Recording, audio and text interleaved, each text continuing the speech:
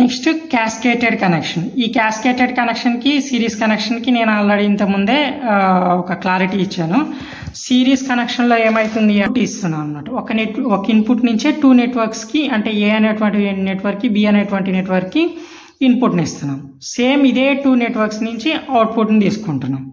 ఓకేనా? ఇవి 2 నెట్వర్క్స్ మాత్రం సిరీస్లో కనెక్ట్ అయింది. కానీ ఇక్కడ ఏమవుతుంది అంటే ఇక్కడ కూడా ఈ నెట్వర్క్ సిరీస్లోనే కనెక్ట్ అయినాయి. బట్ కానీ ఇవి బ్యాక్ టు బ్యాక్ కనెక్ట్ అయి ఉండడం వల్ల దీని యొక్క ఇన్పుట్ మొత్తాన్ని ఓన్లీ ఒక నెట్వర్క్ మాత్రమే ఇస్తున్నాం. అక్కడ ఒక ఇన్పుట్ని 2 నెట్వర్క్స్కి ఇస్తున్నాము, ఇక్కడ ఒక ఇన్పుట్ని ఒకే నెట్వర్క్కి ఇస్తున్నాం. దీని యొక్క అవుట్పుట్ని తీసుకొచ్చి ఈ నెట్వర్క్కి ఇన్పుట్గా ఇస్తున్నాం. ఇది క్యాస్కేటెడ్ కనెక్షన్ అనమాట. ఓకేనా? అదే సిరీస్ కనెక్షన్కి క్యాస్కేటెడ్ కనెక్షన్కి డిఫరెన్స్. సేమ్ ఇక్కడ కూడా 2 నెట్వర్క్స్ ఉన్నాయి కాబట్టి ఇక్కడ ఏమవుతుంది అంటే ఒక నెట్వర్క్ యొక్క ఇన్పుట్ని ఇంకొక నెట్వర్క్కి, ఒక నెట్వర్క్ యొక్క అవుట్పుట్ని ఇంకొక నెట్వర్క్కి ఇన్పుట్గా ఇస్తున్నాం. కాబట్టి ఇది జస్ట్ లైక్ మనకి ఏమవుతుంది అంటే ఏబిసిడి పారామీటర్స్ ఏదైతే ఉందో ఆ ఏబిసిడి పారామీటర్ యొక్క ఈక్వేషన్స్ వస్తాయన్నమాట. సో ఆ ఏబిసిడి నెట్వర్క్లో మనం ఏం చేస్తాము అంటే only short circuit and open సర్క్యూట్ని మనం రెండింటిని కూడా ఎట్ సైడ్ అంటే అవుట్పుట్ సైడ్ మాత్రమే చేస్తాం.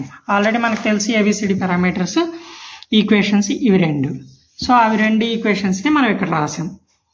సో ఏ అనేటువంటి నెట్వర్క్ యొక్క ఏబిసిడి పారామీటర్స్ ఈక్వేషన్స్ మీరు ఈజీగా గుర్తుపెట్టుకోండి. ఓకేనా?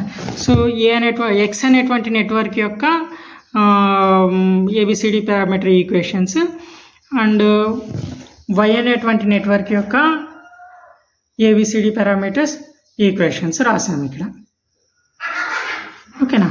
నెక్స్ట్ ఇక్కడ ఏమవుతుంది అంటే I1 = I1x minus I2x = I1y, I2 = I2y, V1 = V1x, V2x = V1y, V2 = V2y. ఇవి ఎట్లా వస్తాయంటే ఒకసారి ఇక్కడ చూడండి. ఇక్కడ I1x వచ్చిందా, ఇక్కడ I1xే I1 అవుతుంది అనమాట. సో I1 నుంచి వచ్చినటువంటి కరెంటే I1x. అందుకే ఇక్కడ మనం ఏ రాసాము I1 = I1x అని రాసాము. నెక్స్ట్ చూడండి మైనస్ I2x = I1y. ఇక్కడ ఏదైతే మీకు I2x వచ్చిందో ఆ I2xే I1y అనమాట. ఎందుకు? ఈ I2x ఏదైతే ఉందో మైనస్ I2x ఏదైతే ఉందో ఈ I2x అనేటువంటిది అవుట్పుట్ కరెంట్ అనమాట. Output current for this X network. ఈ అవుట్పుట్ కరెంటే ఈ వై నెట్వర్క్కి ఇన్పుట్గా వెళ్తుంది. సో అందువల్ల నీకేమవుతుంది ఈ అవుట్పుట్ కరెంటు ఈ ఇన్పుట్ కరెంట్ అంటే ఈ నెట్వర్క్ యొక్క ఇన్పుట్ కరెంట్ I1y, ఈ నెట్వర్క్ యొక్క అవుట్పుట్ కరెంటు 2 కూడా ఈక్వల్ అనమాట. అదే ఇక్కడ రాసాం మనం minus I2x = I1y. Next I2 = minus I2y. ఇక్కడ నీకు ఏదైతే మైనస్ I2y వచ్చిందో ఆ మైనస్ I2yే ఇక్కడ మైనస్ I2కి ఈక్వల్ అనమాట. ఓకేనా? సేమ్ అదేవిధంగా వోల్టేజెస్ కూడా. సో ఇక్కడ V1 వోల్టేజ్ ఏదైతే ఉందో ఆ V1 వోల్టేజే V1x అవుతుంది. సో V1 వోల్టేజే V1x అవుతుంది. V2x ఏదైతే ఉందో అది V1y అవుతుంది. ఎందుకు? ఇక్కడ V2x అనేటువంటిది output voltage of this X network. ఈ అవుట్పుట్ వోల్టేజ్ మనం ఈ y అనే నెట్వర్క్కి ఇన్పుట్గా ఇస్తున్నాం కాబట్టి అది V1y అవుతుంది. అంటే ఇప్పుడు ఈ 2 వోల్టేజెస్ ఈక్వల్ అనమాట. సో అదేవిధంగా నీకేమవుతుంది ఈ 2 వోల్టేజెస్ ఈక్వల్ అనమాట. సో అదే ఇక్కడ రాసాం. సో వీటిలన్నిటిని కూడా మనం ఈ ఈక్వేషన్స్ ఏవైతే రాసుకున్నామో 4 ఈక్వేషన్స్, ఆ 4 ఈక్వేషన్స్లో మనం ఈక్వేట్ చేసుకుంటాం అనమాట. సో ఇక్కడ చూడండి I1 = V1x, I1x ఇవి 2 ఈక్వల్ అని మనం ఆల్రెడీ చెప్పుకున్నాం. సో ఇక్కడ ఏబిసిడి నెట్వర్క్స్ మనకి ఏమున్నాయి ఓన్లీ ఏబిసిడి పారామీటర్స్ మాత్రమే ఉన్నాయి కాబట్టి ఎక్స్ అనేటువంటి నెట్వర్క్ యొక్క ఏ అండ్ ఏ పారామీటర్, ఎక్స్ అనేటువంటి నెట్వర్క్ యొక్క బి పారామీటర్, ఎక్స్ అనేటువంటి నెట్వర్క్ యొక్క సి పారామీటర్, ఎక్స్ అనేటువంటి నెట్వర్క్ యొక్క డి పారామీటర్ రాసుకున్నాం. నెక్స్ట్ ఏమైతుంది వోల్టేజెస్ అవుట్పుట్ సైడ్ ఏదైతే వోల్టేజెస్ ఉన్నాయో ఆ అవుట్పుట్ వోల్టేజెస్ ఇక్కడ రాసుకున్నాం.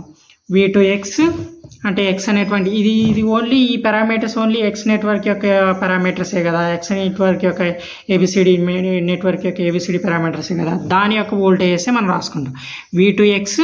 సో ఈ V2x ఏదైతే ఉందో ఆ V2x నుంచి మనకు వచ్చేటువంటి కరెంట్ ఏదైతే ఉందో అది మైనస్ I2x. సో అది ఇక్కడ రాసుకున్నాం V2x output voltage. Next minus I2x అనేటువంటిది అవుట్పుట్ యొక్క కరెంటు. సో ఈ 2 ఏదైతే ఉన్నాయో మనకి ఈ రెండిటి యొక్క values v1y next minus i2x అంటే i1yకి ఈక్వల్, అవి రీప్లేస్ చేసాం ఇక్కడ.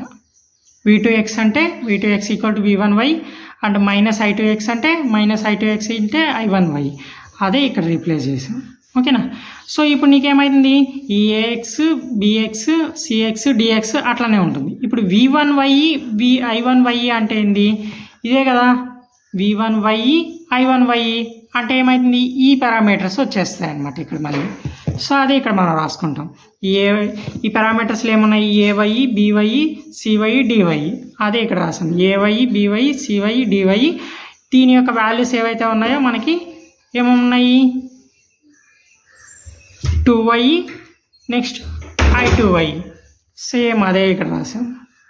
v2y మైనస్ i2y రాసాం. ఓకేనా. సో ఈ v2y మైనస్ i2y ఏవైతే ఉన్నాయో అవి vy iy equal, vy iy equal అనమాట మనం అజ్యూమ్ చేసుకుంటే కనుక. ఈ v2y i2y అనేది equal to vy iy equal చేసుకుంటే మనకి ఈ ఈక్వేషన్ వస్తుంది. అంటే we are assuming these values vy equal to iy.